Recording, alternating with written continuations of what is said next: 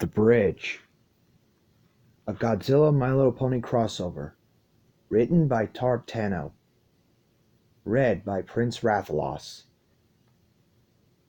Fluttershy was bedding down for the afternoon after a long day of looking after a troublesome bear cub. The poor thing had gotten itself stuck in a honey tree after eating too much honey. The whole ordeal had taken hours to try and squeeze it back out. Sighing away her exhaustion calmly, she gently plopped herself down on her couch.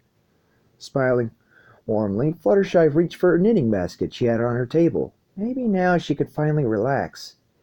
Beige on the other hoof had no such plans. That's when a massive flash of black and white light ripped through the airspace above the table.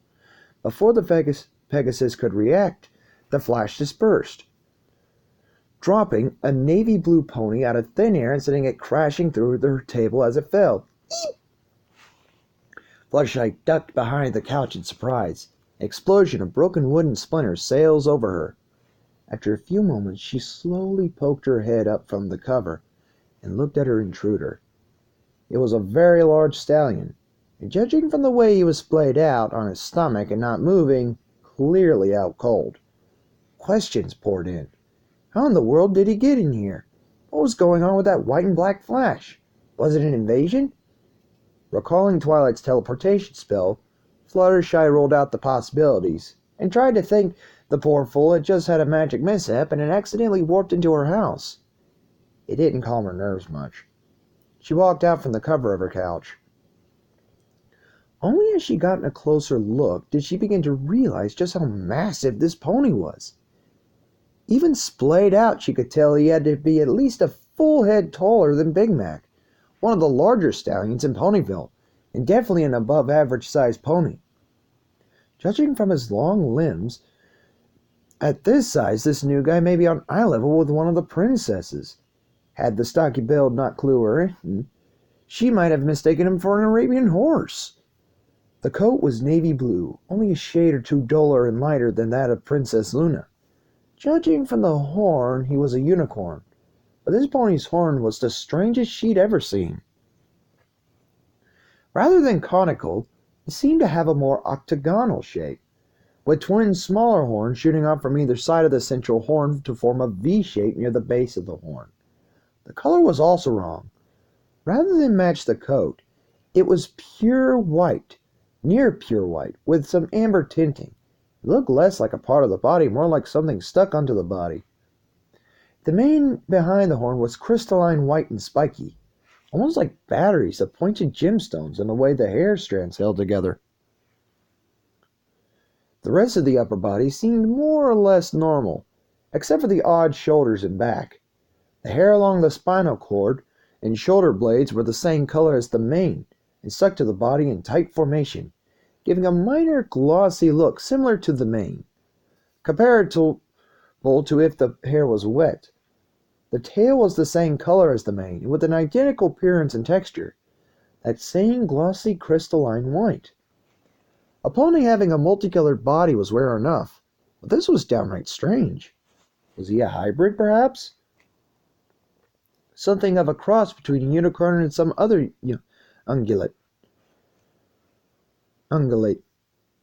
Fluttershy tilted her head and gave the pony stallion a once-over, making sure there was no apparent wounds large enough to draw blood and his body was free of sizable shards of debris. Can't leave him lying around like that. Fluttershy stuttered over her thought and looked around. She leaned down and tugged at the unconscious mane to no avail, realizing he was far too heavy to lift, and dragging him just might drive the shattered remains of her table into his stomach. Fluttershy let go and rubbed her chin, thinking things through. A light bulb went off in her head, and the Pegasus smiled before rushing out the door. A few minutes later, the mother bear gently set the giant pony down on Fluttershy's couch, the yellow mare smiling and patting the ursid's shoulder as he hovered above. Thanks for the help. Be sure to drop by if you need anything. The bear smiled and happily nodded. She carefully took her still honey-covered cub by the paw, ducking down, and walked out the front door. Fluttershy smiled as she closed the doorway, thankful the large beast hadn't bit the door frame on its way out. Hovering back over to her couch, she inspected her guests, who still seemed out cold. Other than a few small splinters the veterinarian quickly removed, it was no worse for the wearer as far as she could tell physically. Putting a hoof to his neck to check his pulse to ensure nothing was wrong internally, other than what she presumed was a magical exhaustion. Fluttershy nodded as each beat of blood she felt for several moments before she assured herself his heartbeat wasn't irregular. Shrugging to herself, as she tossed a blanket over the guest, barely fitting his large frame, Fluttershy headed for the kitchen to make herself some tea. She did notice a red and amber eye pry itself open slightly, following her movements. Angel had been watching it all from behind a birdhouse, still shuddering. So attentive Fluttershy had been to her patient, she failed to notice many of the small animals that occasionally frequented her dwelling were all gone or in hiding, her pet rabbit being no exception.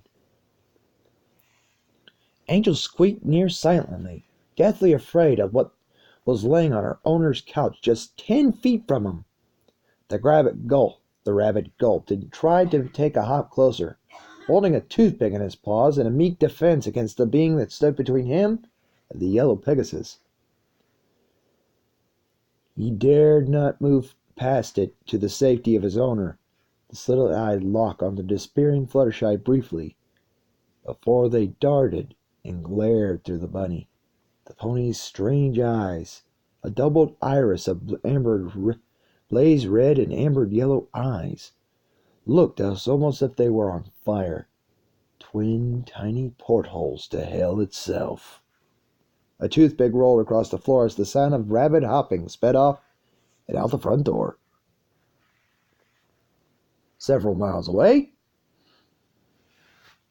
Fluttershy huffed as she beat her wings as... Oh, no, wait. Sorry, forget that. Scootaloo huffed as she beat her wings as fast as she could, even though she was only able to move the wagon along at a walking pace. Craning her neck, she barked out to her friends. "Could you two push a little harder? I'm starting to lose feeling in my feathers." Scootaloo said as she choked for breath. Avaloon popped her head up from behind the wagon. She and Sweetie Belle were pushing and shoving the cart from the rear. "I'll put a cork in it, Scoots. It's not our fault this lady weighs more than half my family. We're pushing as hard as we can." The youngest Apple sibling grunted as she punched harder. Sweetie Belle gasped for breath audibly, wiping sweat from her brow. "Ah, what is this lady eating, Briggs? If my sister ever saw the mare this heavy, she'd flip."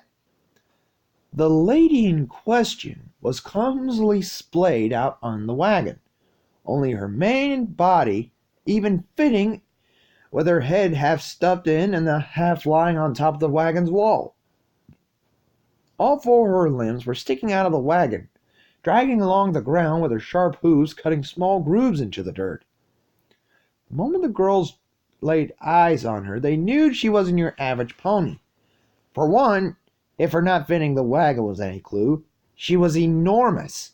If standing up, she'd easily tower over your average mare and stallion alike.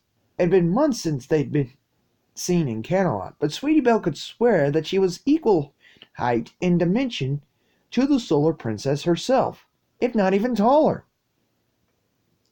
That wasn't the only resemblance they noticed, though. Somehow, despite only 4 of the species being known, she was an alicorn.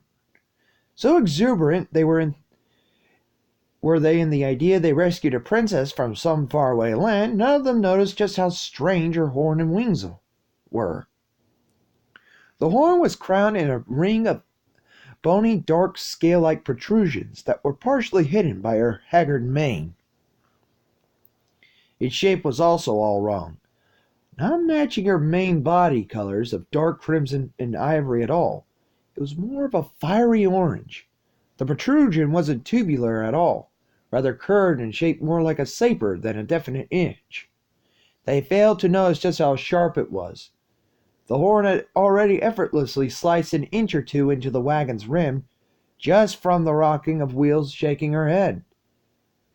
And rather than bird-like and feathery, this mare had broad, angular bat wings, more like those of Princess Luna's guard.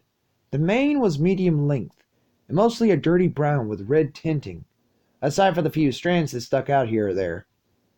The style was wild and completely unkept.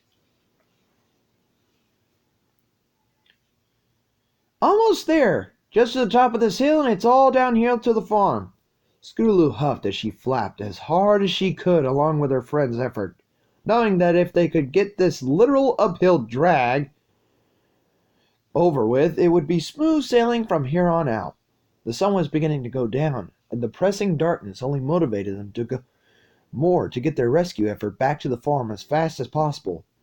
The elementary aged trio put their backs into it, huffing, sweating, pushing, and pulling as hard as their bodies could muster.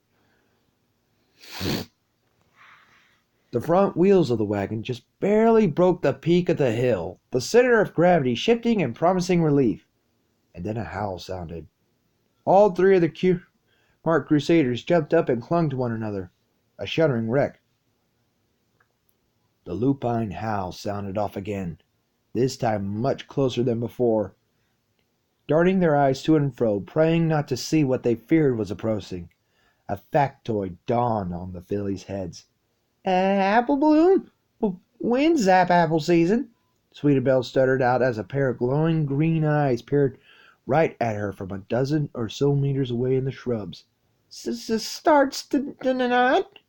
Apple Bloom croaked as her eyes were wide as saucers as she locked on the eyes as well, noticing that they were getting bigger as perspective became closer. And that means... Scootaloo gulped as her limbs were taut with muscle tension, ready to spring out into a sprint at any moment. The tightening of the hug showing her friends that her friends were doing the same. It was an equine's response to danger, a long-held tradition. By instinct, one that they were about to enact at any moment. The emerald green eyes were just now 3 meters away. Like almost on cue, the monster composed of fallen leaves, sticks, twigs, branches, and fallen wood that gave its name snarled like a rabid dog and pounced out, aiming right at the fillies with splinter-covered fangs. The CMC scattered while screaming as it impacted the ground they once stood on. The beast crashed into the wagon and dumped its contents onto the ground beside it. All three fillies started out in all directions. Timberwolf! Back at Fluttershy's cottage, Fluttershy had just finished pouring her tea, blowing over the steaming hot drink to cool it enough to make it safe when she heard a massive crash and the sound of splintering wood coming from her living room. Half worrying another migrant had somehow had an identical accident and fighting deja vu, Fluttershy rushed to the living room, not caring about spilling her hot tea all over her china set and tablecloth. Nothing could have prepared her to expect what she saw. Two ivory-tinted crystals, sharpened to points on the tips, had ripped through her floor, splintering and snapping the wood like a pair of cavalry-driven spears. That, however, didn't curtail most of her attention. The hovering form between them did. The stallion was hovering high above with his back to her, his horn nearly scraping the ceiling, as faint beams of energy similar to the electricity flowed out of the crystal pairs and onto the patches of hardened fur on its shoulders, which along with his mane and tail and back ridge glowed with a similar light. He shifted in midair, turning and facing her with a vile grin on his face. The eyes of hellfire were alight with pure energy that Fluttershy could feel radiating out into the room, chilling the temperature like the icy sulphurs of the high atmosphere. A deep chuckle echoed out. So, this is a new world, the stallion said as he looked down to Fluttershy with a fiery gaze, the energy only growing with each second. And its inhabitants, such an odd form. I wonder if it is as susceptible to harm as the humans. A crackling mass of energy formed in the stallion's closed jaws, raw crimson red energy seeping out from between every tooth. Fluttershy took a step back, wide-eyed at the sight before her. She knew full well this being, pony or not, meant her harm. And if it meant one who showed it compassion harm so easily, there was no doubt it would do the same to almost any other who crossed his path. Anyone who crossed his path who he thought was weaker than him. Anyone like the town's residents, her animal charges, her friends. Fluttershy shut her eyes, the thoughts going through her head being nearly unbearable. He'd hurt them all, just because he could. Just like any other bully or criminal. That word floated into her head. Bully. Thug. One stronger who preys on those weaker, not because of some need, but because they could. Just like the cockatrice dragon, or even an angel on a bad day. Fluttershy's eyes flew open in a determined, unblinking glare, right into the stallion's orbits, and the effect was instant. While he was still convinced he could have obliterated her with one blast of the corona ray, that stare stopped him. He was taken back at first, his will to attack killing itself off as quickly as the charge of his ray dissipated.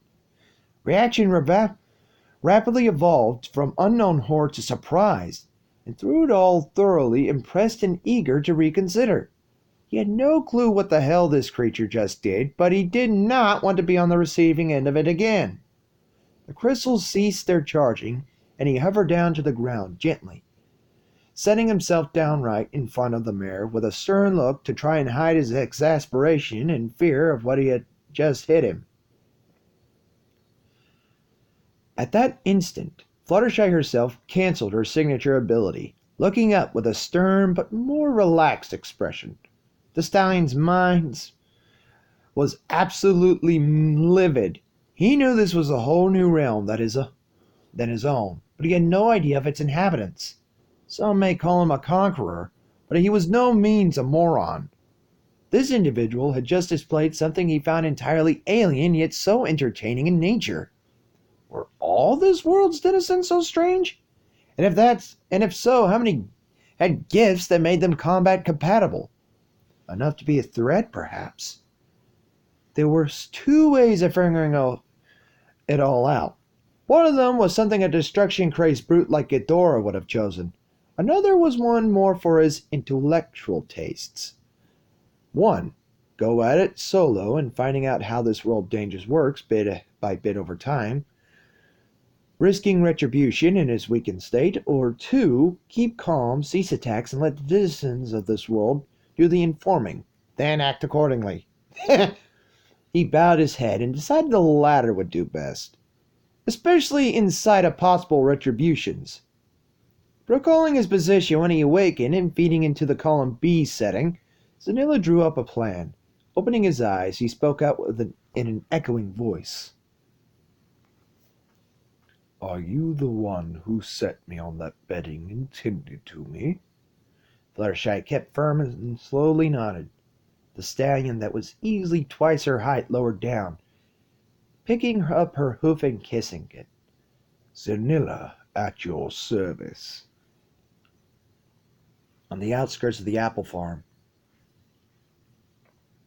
Scootaloo pumped her wings as she drove about in random circles as fast as she could on her scooter, trying to keep the Timberwolf's attention as long as she was capable.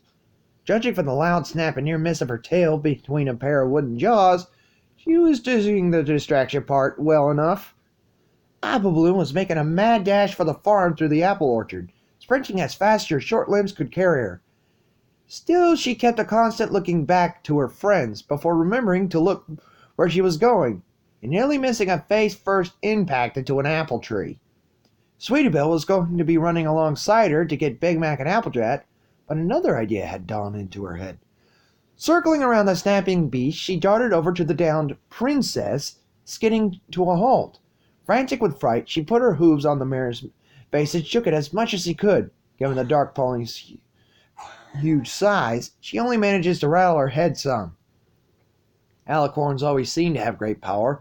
more than enough to deal with the Timberwolf. "Wake up! Come on, wake up, miss! We need your help!" No response came.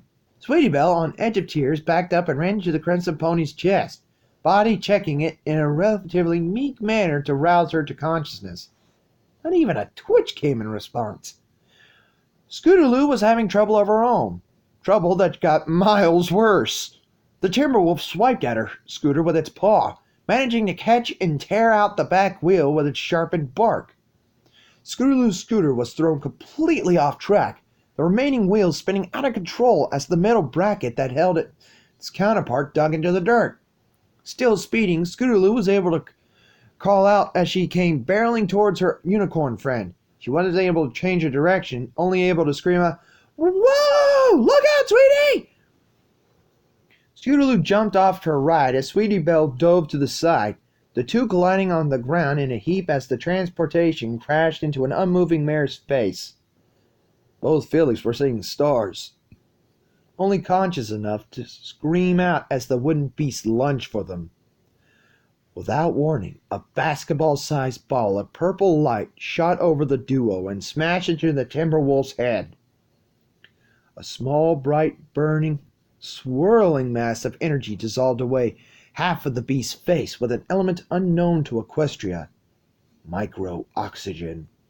The monster, still alive, fell back with a painful yelp as it kicked up a cloud of dust on impact. A shadow loomed over and walked over the youngsters as they slowly looked up, still panting from surprise. Destroyer hissed at the downed creature.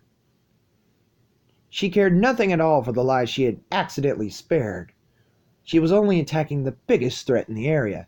Snacks could come later. The dog-like barks and snarls rang out as two more Timberwolves emerged from the forest and aided their wounded packmate, glaring at the strange mare. Destroyer couldn't be happier. Indeed, snack time wouldn't be now.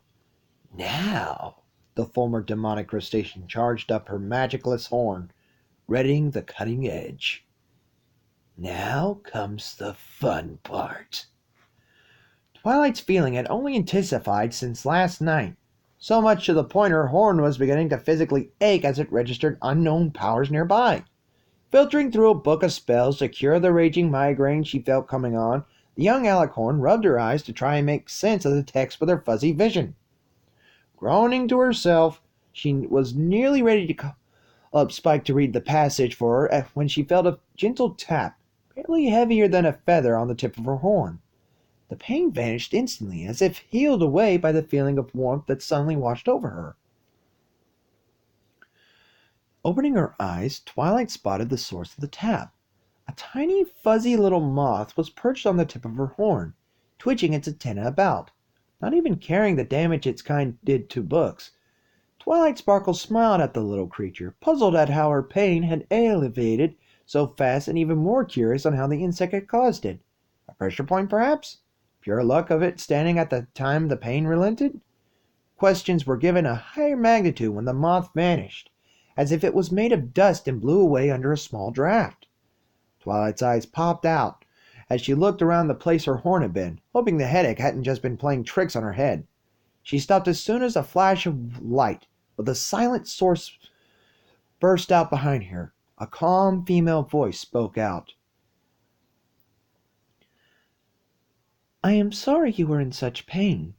Are you well now?" Twilight turned around, and her jaw nearly dropped at the sight of the rainbow-colored wings.